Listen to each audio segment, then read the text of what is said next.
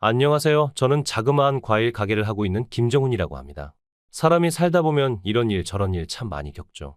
사회에 나가 여러 사람을 만나면서 세상이 참 넓은 것처럼 보여도 어떤 때는 생각보다 참 좁고 어떻게 이런 인연이 있나 그런 생각이 드는 일도 아주 많습니다. 그래서 저는 어떤 사람이든 어떤 인연이 될지 모른다는 생각으로 친절하려 노력하는데요. 얼마 전 이런 제 생각을 더 확고하게 만들어준 놀라운 일을 겪게 되어 사연을 써봅니다. 저는 고등학교 시절 나쁜 친구에게 괴롭힘을 당했었습니다. 덕분에 대학 입학은커녕 고등학교도 중퇴를 하고 한동안 힘든 시기를 보냈었죠. 당시 그 친구가 저를 어찌나 괴롭혔는지 몰라요. 매일 같이 맞고 돈을 뺏기는 건 예사였죠. 덕분에 학교를 자퇴하고도 저는 한 2년 정도 밖에도 거의 나가지 않았습니다. 혹시나 나갔다가 우연히 그 친구를 마주칠까 너무 무섭고 또 두려웠거든요. 하지만 그런 저를 걱정한 부모님께서 부모님 가게 일을 도와달라는 핑계로 저를 밖으로 끌어내셨고 저는 부모님의 보호와 지지 아래 그렇게 사회에 적응했습니다. 지금 제 가게도 그렇게 일해서 모은 돈을 저축해서 마련한 거고요. 아무튼 제가 그런 일을 겪어서 그런가 저는 평소에도 남을 돕는 일에 관심이 많았어요. 주기적으로 고아원을 방문하기도 하고 힘든 어르신들을 찾아가 봉사를 하기도 했죠.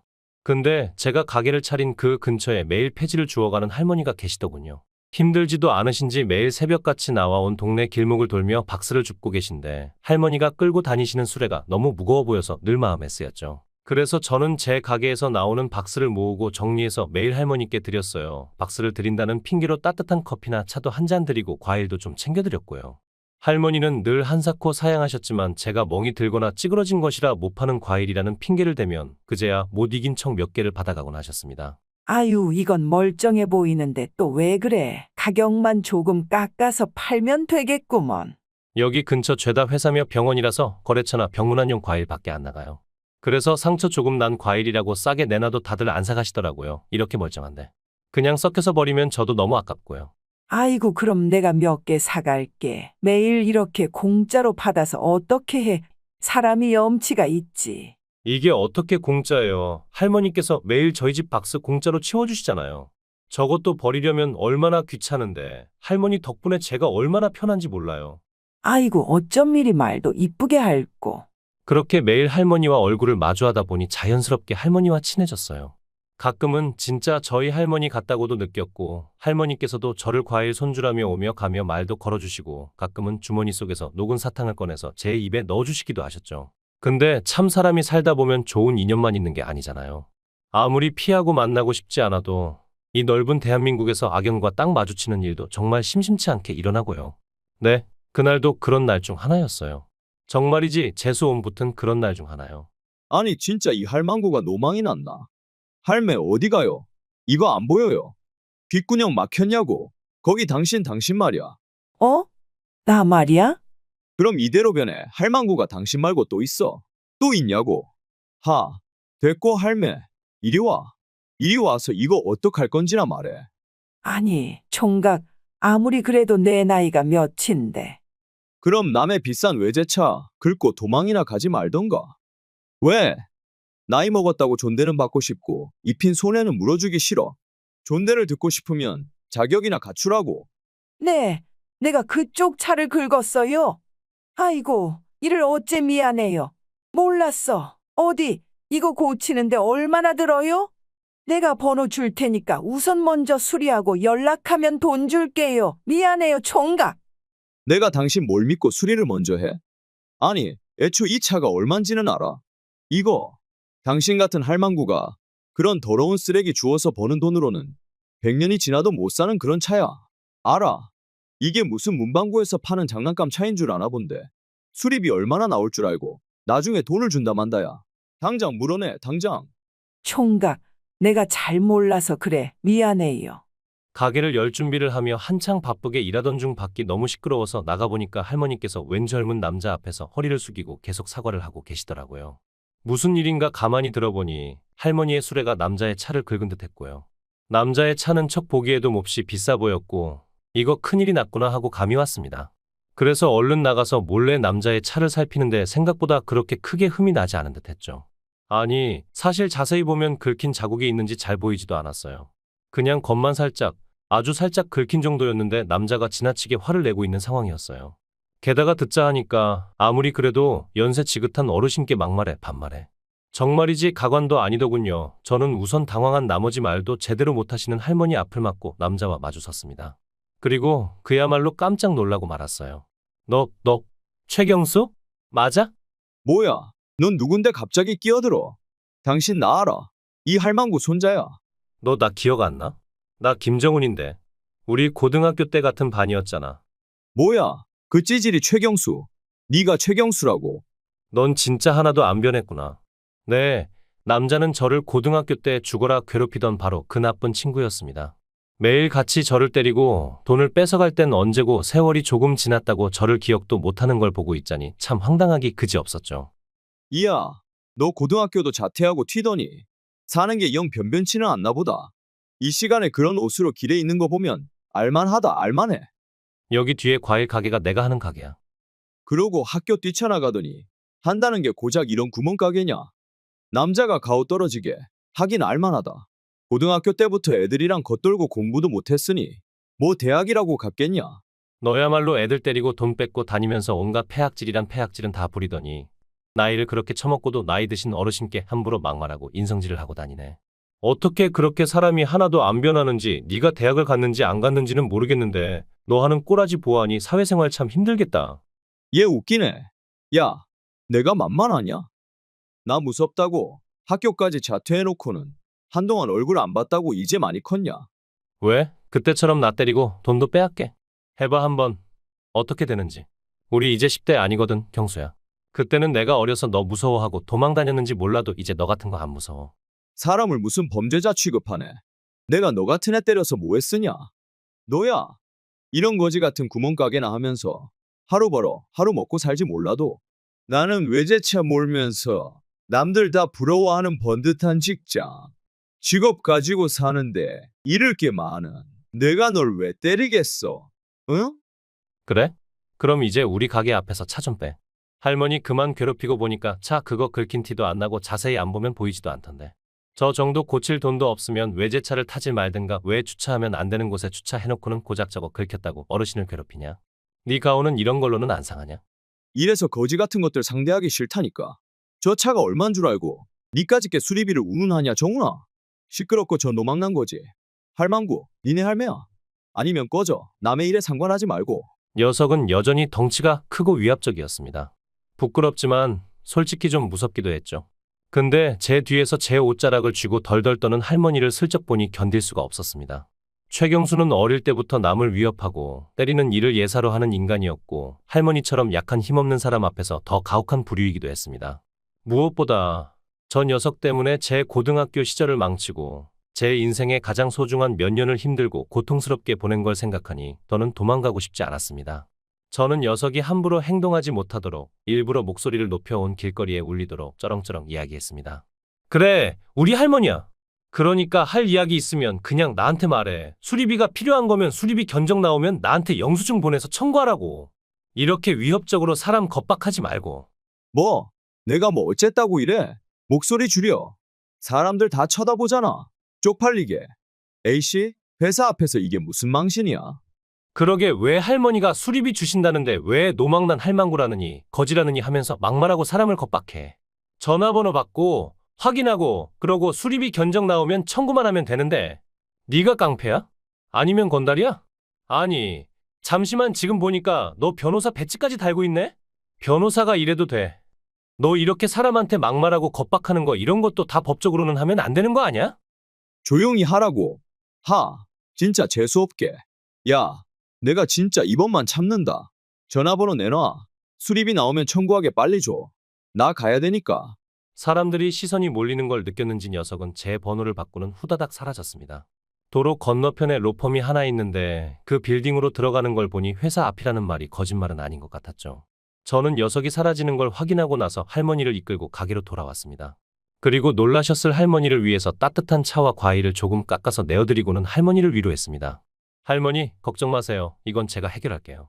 제가 차 확인하고 아까 몰래 사진도 찍었는데 저런 거 수리비 진짜 얼마 나오지도 않아요. 제가 제 고등학교 동창이라 아는데 고등학교 때부터 성격도 안 좋고 애들 괴롭히고 다니던 나쁜 놈이라서 그렇게 할머니께도 막대먹게 군 거예요. 차가 진짜 크게 손상되거나 그래서 그런 게 아니고요. 아이고, 그래도 어떻게 그래? 보아하니 외제차인 것 같던데 저런 차는 고치는 것도 비싸다며 그러지 말고 연락 오면 나한테 꼭 말해. 응? 내가 물어주면 되니까 걱정하지 말고. 에이, 할머니가 무슨 돈이 있다고. 됐어요. 할머니 손주가 할머니 돈 좀 물어줄 수도 있는 거지, 안 그래요? 내가 미안해서 그러지. 사람이 염치라는 게 있어야 하는데 내가 맨날 이러고 차도 얻어먹고 과일도 얻어먹고 그러는데 이런 것까지 신세를 지면 어떻게 해? 응?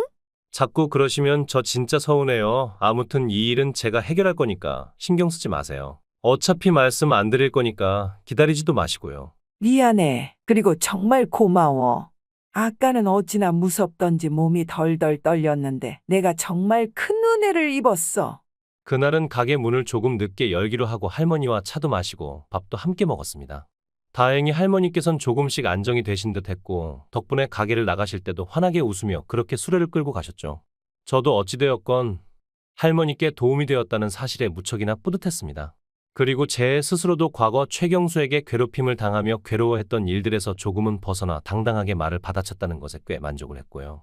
그래서 그렇게 그 일은 일단락되고 나름 잘 해결되었다 생각했는데 정말이지 전혀 뜻밖의 사람에게서 그야말로 충격적인 할머니의 이야기를 듣게 되었죠. 야, 김정훈, 너 나와. 너야, 네가 사주했어.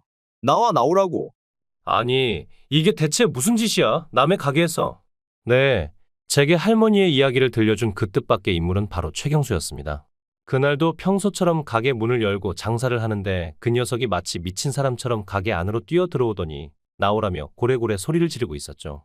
아직 손님이 있을 시간이 아니라 가게 안쪽에서 꾸벅꾸벅 졸고 있던 저는 그야말로 화들짝 놀라 밖으로 튀어나갔습니다. 최경수는 그런 저를 잡아먹기라도 할 것처럼 곧장 달려들었고요. 야, 그 노망난 할망구가 내 차 긁은 게 내 잘못이냐? 왜 날 못 잡아먹어서 안달이야? 대답하라고. 뭐야, 차근차근 이야기해. 대체 뭐 때문에 찾아와서 이 난리인 거야? 그 노망난 미친 할망구 때문에 내가 지금 무슨 일을 당했는지 아느냐고. 녀석이 들려준 이야기는 그야말로 놀라웠어요. 우선 녀석은 제법 큰 로펌에서 일하는 변호사로 본인 말에 의하면 꽤 잘 나갔다고 합니다. 승소율도 꽤 높고 그래서 승진도 코앞에 두고 있어서 정말이지 남 부러울 것 없이 그렇게 잘 살고 있었는데 근데 그 일이 있었던 어제 퇴근하려던 녀석을 갑자기 로펌 대표가 불러서 올리더니 정말이지 뜻밖의 충격적인 이야기를 했다고 합니다. 자네 기업이 뭔지 아나? 네, 기업이요. 그래, 기업. 기업은 이익을 추구하는 집단이야. 이익을 내지 못하는 집단은 결국 도태하고 살아남지 못하거든. 그래서 나는 이익을 가져다 줄 수 있는 그런 인재를 골라서 우리 회사에 들이지. 근데 사람들은 항상 착각을 하더라고. 본인이 무슨 짓을 해도 이익만 되면 된다고 그런 생각을 하더란 말이지. 근데 그거 아나? 아무리 기업이 이익을 추구하려고 용을 써도 결국 기업이 살아남으려면 사회와 공존을 해야 해. 기업이 이미지를 신경 쓰는 이유가 그거야. 로펌들이 공익을 위해서 어려운 사람들의 변호를 맡는 것도 사회와 공존하기 위해서지. 네, 참으로 지당하신 말씀입니다. 그렇지? 그래서 나는 특히 우리 로펌의 변호사들에게 행동거지를 잘하고 다녀야 한다고 자주 이야기를 해. 쓸데없는 분쟁에 휘말리거나 사회적으로 문제가 될 수 있는 일을 하지 말라고. 네, 저도 그래서 항상 조심을. 그래? 근데 이상하지 내가 방금 전화를 한 통 받았거든. 항상 조심한다는 자네가 길거리에 불법 주차를 해놓고는 실수로 자네 차를 긁은 노인에게 입에 담지도 못할 막말을 하며 핍박했다고. 네. 아닙니다. 아니, 그런 일이 있었던 건 맞는데 그건 제가 일부러 그런 게 아니라 그 할망구, 아니 할머니가 먼저 누군지 몰라도 절 음해하려고 하는 겁니다. 오해십니다, 대표님. 그래? 근데 자네는 그 할머니가 누구신지는 알고 있나? 아니요. 옷도 추레하고 말도 어눌한 게 좀 이상한 할머니 같았습니다. 자식도 없는지 길에서 더러운 쓰레기를 주워서 하루 벌어 하루 먹고 사는 것 같던데. 아무튼 그 일은 제가 잘 해결을. 그 할머니가 바로 우리 어머니라네. 네. 홀몸으로 나 키우시면서 국밥집 하나로 성공해서 아들 법대도 보내고 이 빌딩도 장만하신 우리 어머니시지. 내가 자네처럼 쓰레기 같은 인간들 때문에 제발 폐지 줍지 마시고 쉬시라고 말씀드렸는데 집에서 노는 게 더 심심하다고 나가서 그렇게 소일거리를 하고 다니시거든. 자식이 없어서 쓰레기를 줍는 게 아니고. 저는 정말 몰랐습니다. 안 됐지만 자네는 우리 로펌이랑 좀 안 맞는 것 같아. 이유는 자네도 알겠지? 아무리 유능해도 난 사람을 겉으로 보고 판단하며 그렇게 막말을 하고 낯 잡아보는 그런 사람은 싫다네. 무엇보다 변호사로서 윤리적 기준과 품위를 유지하라고 윤리규범으로도 명시했잖나? 심지어 자네가 어제 길바닥에서 어머니께 노망난 할망구라느니 거지라느니 하는 그 모습 벌써 인터넷에 올라가서 여기저기 난리더군. 변호사 배치까지 달고 감히 회사 앞에서 그런 짓을 해? 난 이 일을 결코 그냥 넘기지 않을 걸세. 회의를 열어 이 일에 대해 이야기할 거고 자네와의 고용 관계를 재검토할 거란 말일세. 솔직히 좀 놀랐습니다. 저 역시 그냥 좀 어려운 할머니라고 생각을 했기 때문에 더 그랬죠. 물론 그렇다고 경수에게 동정심이 들거나 뭐 그런 생각이 든 건 아니었고 솔직히 고소하다 생각했지만요. 이래서 사람들이 늘 말조심하고 사람들에게 함부로 대하면 안 되는 건데 어떻게 보면 자업자득이기도 했고요. 저는 터져나오려는 웃음을 꾹 누르고는 경수를 향해 말했습니다. 난 그분이 그런 대단한 분인 줄도 몰랐는데. 그리고 내가 너인 줄 아냐? 그냥 할머니께서 내가 괘씸하니까 아드님께 하소연 좀 하셨나 보지 그러게 잘하지 그랬냐? 천지분간 못하고 나이 지긋하신 어르신께 그렇게 막말을 하더니 결국 이것도 어떻게 보면 네가 스스로 불러일으킨 재앙 아냐? 아무튼 난 모르니까 너 알아서 해. 남의 가게 장사 방해하지 말고. 그게 말이 돼? 어제 네가 그 할머니 손주라고 그렇게 말했잖아. 그거야 내가 친할머니처럼 대하는 분이니까 할머니께서도 날 꽤나 귀여워하시고. 웃기지 마.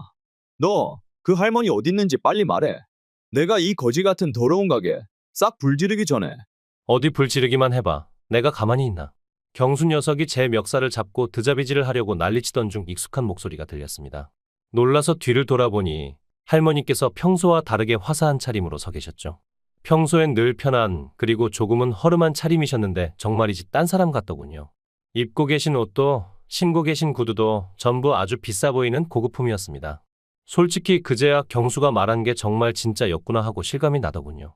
그와 동시에 마치 아주 시원한 사이다를 한 컵 쭉 마신 것처럼 가슴에 체증이 쑥 내려가는 것 같았고요. 반성은 좀 했나 하고 둘러봤더니 쯧쯧 법 공부까지 힘들게 해놓으면 뭐해. 저렇게 말과 행동이 천박한데. 할머니. 제가 어제는 정말 잘못했습니다. 한 번만 봐주시면 안 될까요? 저 이렇게 로펌에서 잘리면 안 됩니다. 아시지 않습니까? 대표님께서 이쪽에서 얼마나 영향력이 크신 분이신지.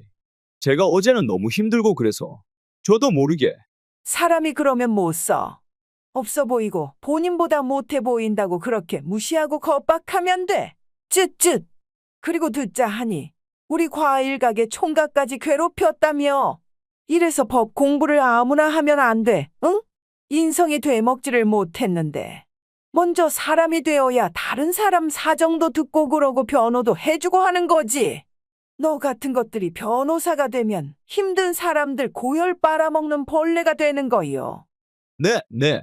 제가 다 잘못했습니다. 제발 한 번만 봐주십시오. 네? 저 수리비 다 필요 없습니다. 무릎을 꿇으라면 꿇을 것이고 엎드려 빌라면 빌겠습니다. 그러니까. 너 같은 것들 내가 한두 번 본 줄 알아? 땡. 내 아들 녀석이 로펌 대표 아니었으면 사과도 안 했을 녀석이 말만 뻔지르르. 너 다시는 이 근처에 나타나지 말어. 한 번만 더 내 눈에 띄면 아주 경을 치게 해줄 테니까. 정 나가지 못해? 그러지 마시고 제발. 이거 안 나? 어젠 내가 그리 빌 때는 들은 척도 않더니. 이놈이? 몽둥이 가져와. 이런 놈은 아주 정신 바싹 들게 비 오는 날에 먼지 나도록 맞아야 돼. 정훈아, 우리 친구잖아. 네가 말해주면 안 될까? 응? 나 진짜 힘들어서 그래. 네가 할머니께 말씀 좀 드려줘라, 친구야. 응? 친구? 누가? 너랑 내가? 언제부터? 왜 그러냐? 우리 같은 반이었잖아. 내가 너 괴롭혀서 그래. 그땐 내가 어릴 때라 철이 없어서. 그랬어. 내가 미안해. 내가 이렇게 빌게. 네가 말씀만 잘 들여주면 내가 진짜. 할머니 제가 빗자루라도 가져다 드릴까요? 제 끈질겨서 그냥은 절대 안 나갈 것 같은데. 그려 가져와. 튼실한 놈으로다가 2-3개 가져와. 아니. 나 나중에 다시 올게. 할머니 고정하시고 제가 나중에 다시 찾아뵙겠습니다. 소금 가져와. 소금. 재수 없어서 소금 뿌려야겠다. 저는 할머니와 함께 가게 문 밖으로 소금을 뿌리며 불이 나게 도망가는 최경수의 뒷모습을 지켜보았습니다. 그렇게 거들먹거리며 위협적으로 굴던 녀석이 꽁지가 빠져라 도망가는 걸 보니 그보다 더 가슴이 시원할 수가 없었죠. 이후 경수는 그날 있었던 일이 인터넷에 올라가며 논란이 더 커지는 바람에 변호사로서의 품위를 지키지 못했다는 이유로 로펌에서 결국 해고되었다고 합니다. 할머니께서 말씀하시길 다른 로펌에 들어가려 용을 쓰고 있다고는 하는데 취업 전 진행하는 레퍼런스 체크에서 이전에 있었던 논란이 걸리는 바람에 결국 제 과일 가게보다 작은 원룸에서 변호사 사무실을 시작했다고 합니다. 물론 인터넷에서 이미 막말 변호사로 유명해서 의뢰인이 있을지는 모르겠지만요. 이후 저는 할머니의 추천으로 근처 상가와 아드님의 로펌에 선물용 과일을 전문으로 납품하게 되면서 가게를 좀 더 키울 수 있게 되었습니다. 할머니께서 그러시더라고요.